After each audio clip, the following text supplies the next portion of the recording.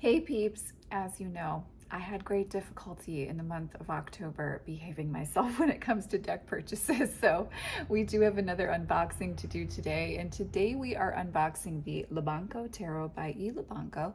And I purchased this on Llewellyn's website. However, it is also available on Amazon, and I will put the link to purchase the deck on Amazon down below if you're interested in purchasing this. Now, I do know this deck was originally an indie deck that had a Kickstarter backing. A very, very, very dear sister of mine had backed the deck at that time, and she really is very happy with this deck. She's received hers, and now this is the mass-produced edition. So this is the mass-produced edition. I'm going to read the backing to you. Explore the surreal, the intense, the queer, and the divine. Lubanko invites you to dive into the many facets of life through a mythical, sensuous, colorful, and unapologetic lens. This deck and its full-color guidebook are inspired by, but also diverge from the Rider-Waite-Smith system, creating a collection of archetypes with greater dimension and relatability for modern readers. Each of the 80 cards, including 3 versions of the Lover's card, is packed with decadent meaning to meditate on, helping you decipher your personal metaphor and mythos. These cards encourage you to ask deep questions, to seek the truth in all its light and darkness. As you journey through the deck, you will discover the diversity of life on Earth and the divinity of transcending our expected forms. Includes 80 cards and 244-page guidebook.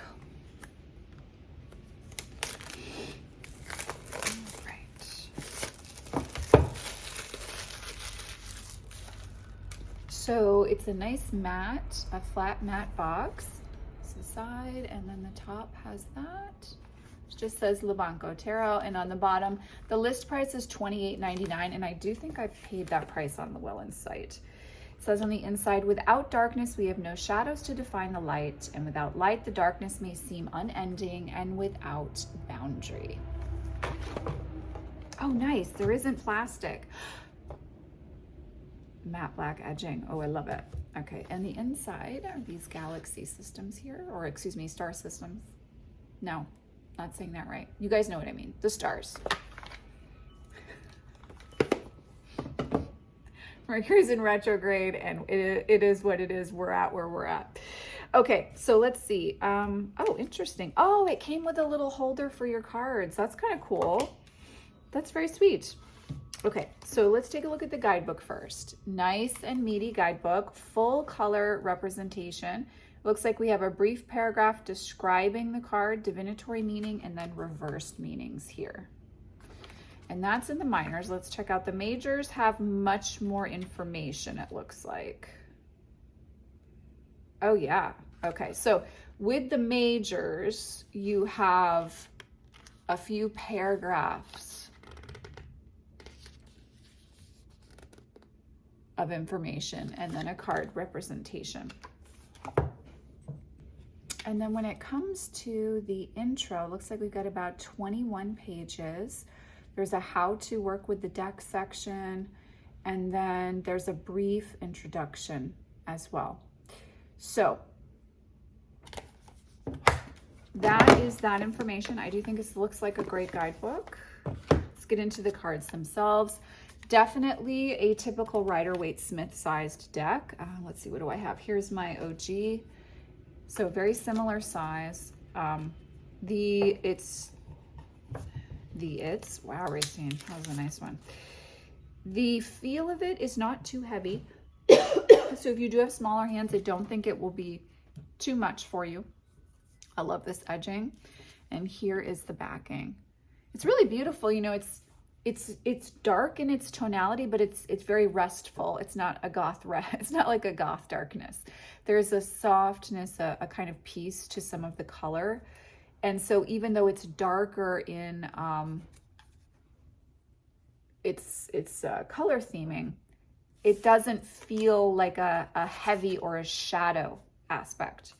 There are a little about the author, and then oh, let's save this for journaling collage, guys. If you're a Patreon peep, you know what I'm talking about. So a little bio for the artist and author as well there. Cardstock is really nice. It's thin, but it feels very flexible. It's not brittle. A nice flat mat. Okay, here's the Fool. This is not why I bought the deck. However, this would be why. So as I was looking on Llewellyn's site to purchase the Wild Eden Tarot, thank you Rose Bay Tarot for that, because I'm obsessed with that deck. I love this image of the priestess. I noticed this deck and I was like, oh, I feel like my very dear sister had mentioned it. And, you know, I think I like the feel. I like the feel of the color. As I said, it's like a darker deck, but it's still colorful. And it's not, you know, my typical, I really like that Emperor card. It's not my typical, oh my God, look at the Hierophant. Okay, so we're gonna run into some issues here with YouTube, because the Lovers definitely has nudity. I'm going to quickly and briefly show these two images. So you have 3 options for the Lovers. Okay, so I'm gonna quickly show you those. I know I didn't show you them long. I don't wanna get hit by YouTube. That's happened to me recently. This one I think we can get away with though. This is the 3rd option offering for you for the Lovers card, whatever feels more appropriate for you to work with there. And I actually love when you get that option. The Star Spinner Tarot has that, and I love that because depending on where I am at in my own journey, I can work with different depictions of the Lovers, and it's nice to have that representation there. So I really like that they gave us 3 options for the Lovers card. Here's the Chariot. Yeah, there's something about, like, I like the way this cardstock feels. It's very sumptuous in the hands, but not too heavy of a weight. Oh, I like the Hermit card.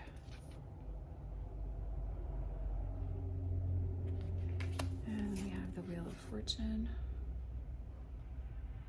Yeah, there's like it's like an air element deck, but it has like a golden kind of olivey base to it that lends it like a depth. I'm really into this in a very, it's like a little bit slightly different for me than my usual imagery. And so that's very helpful at times, because I love this, because it helps me to tap into other perspectives, other options. Ooh, that is a great Devil card. Look at that. I'm not going to show you that too long in case I get hit for that too. This Tower is awesome. Interesting, in the Star, both of her feet in the water here, not 1 foot on land. In the Moon, we're submerged. See, the longer I get in my deck collection, but also in my work with tarot, I love decks like this that really kind of push you outside of your typical go-to, because there's a lot of meat to access off of the beaten path, you know? It really is. So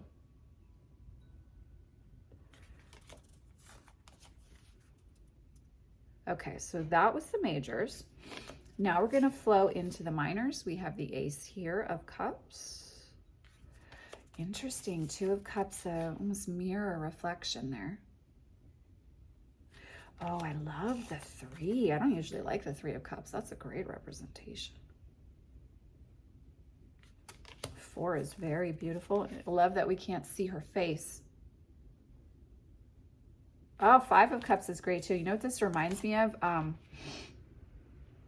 novel I have. Oh, I can't think of the name of it, so that's not going to be helpful. That reminds me of a novel, a horror novel I have, like the cover of it, the Something Sound. Catriona Ward is the author. And it's one that takes place on the coast of Maine, and that image is reminding me of that. 6 of Cups. And we have the 7, which is the image on the box. I like that 6. Really, it's really unique. This is not a phoned-in tarot deck. There's some really great opportunities to dive deep. Oh my God, guys, wait till you see this 10 of Cups. If you're working with the White Stag, if you've been working with the White Stag, that's gorgeous.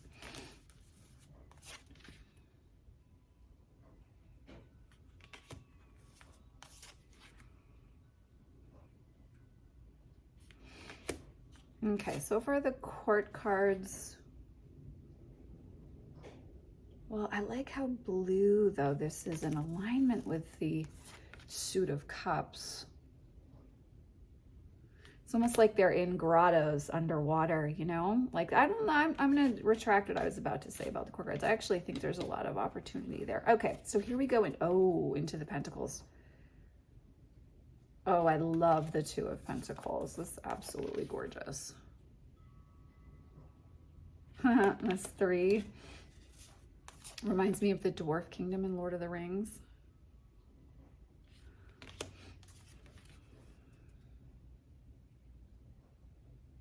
Oh my goodness, I love this 5.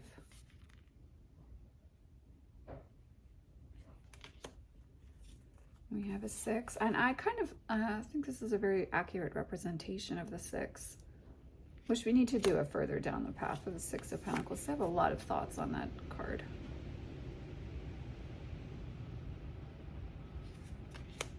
Oh, the 8 is beautiful. All right, so here we go, the 9.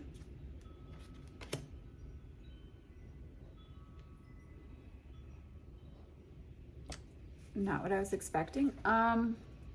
Not my favorite depiction. However, this 10 of Pentacles is a great depiction. Okay, so I don't know if you guys can hear that. That's literally the wind outside. I like that page. This knight's very pretty. The queen is lovely.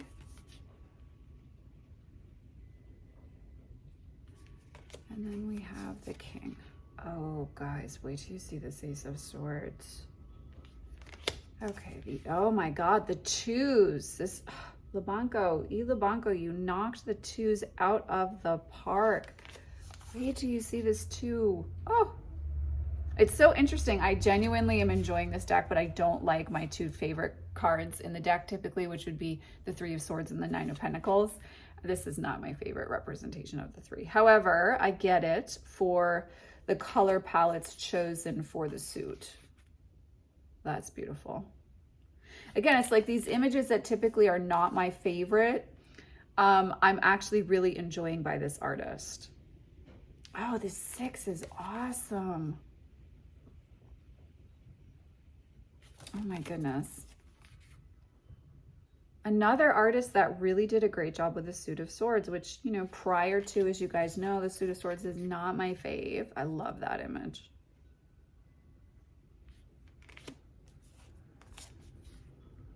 Oh, it's so beautiful. Okay, and oh my God, this 10. Yes. Very interesting choice for the, oh. Okay, the Knightiest of Knights is quite delicious in this deck. Oh my God. Oh my God. This Queen of Swords might be one of my favorite depictions of the Queen of Swords ever. That's going in the thumbnail.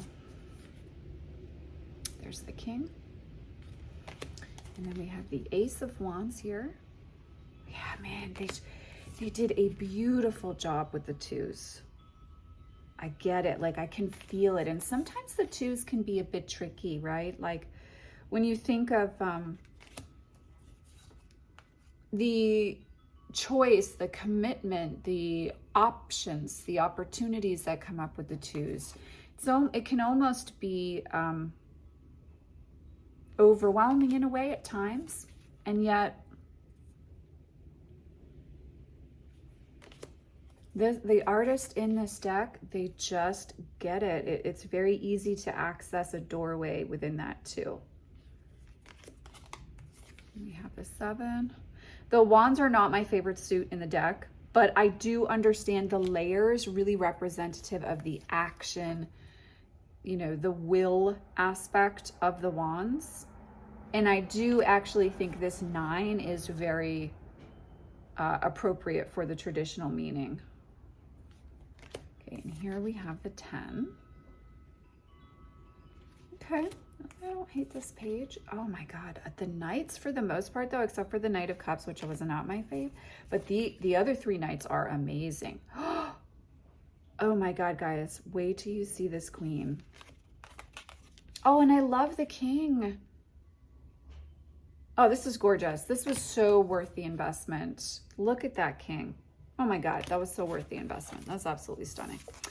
All right. As we've been doing the last, how long have we been doing it now? Last year or so here on the channel. Let's pull a card together.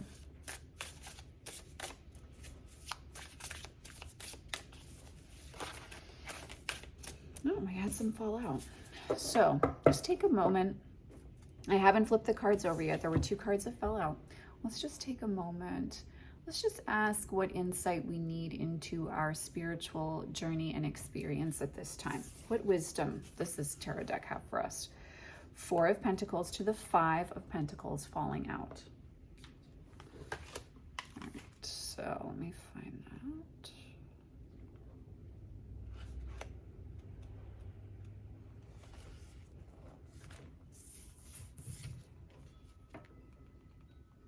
A decorated figure clings to gold, wound in fine gilded chains.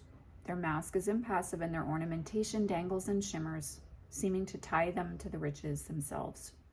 Divinatory meaning: stability through care and planning, security through control, keeping a tight grip on one's finances and life.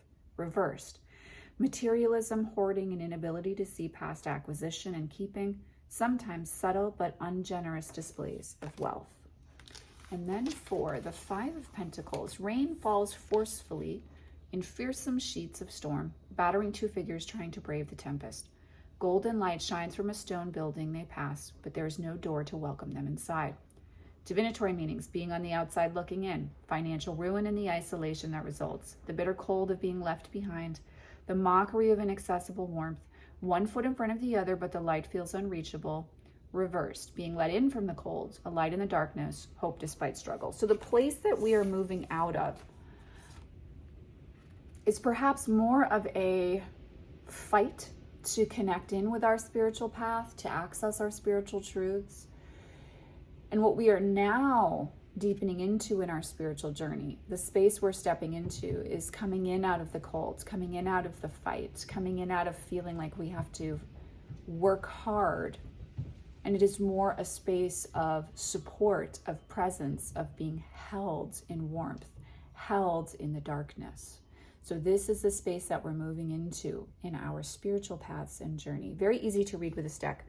If you're drawn to the artwork at all, I think it's going to be a great deck to work with. I am very, very, very happy with my purchase. And like I said, the last few decks have really been ones that I'm very excited to work with, and I'm already enjoying working with. So I'm happy with the purchases I made in the month of October, even though I did break my little guideline for myself there.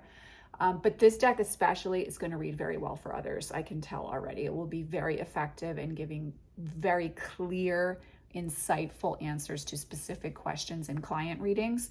And so I'm intrigued and excited to get a chance to play with this one. Let me know if you have this deck, if you like it, if you enjoy working with it, what your thoughts are.